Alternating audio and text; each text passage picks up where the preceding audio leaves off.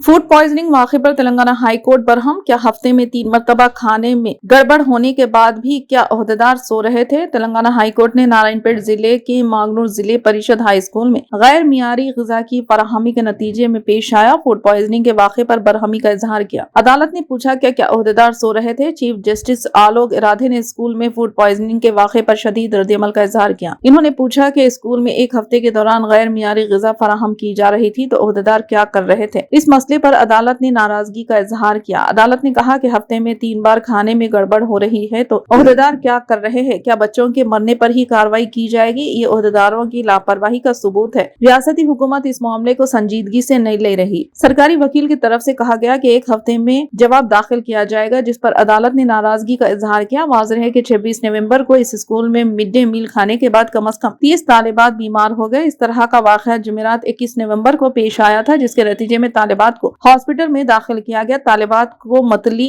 चक्कर, पेट में दर्द की शिकायत के बाद हॉस्पिटल ले जाया गया।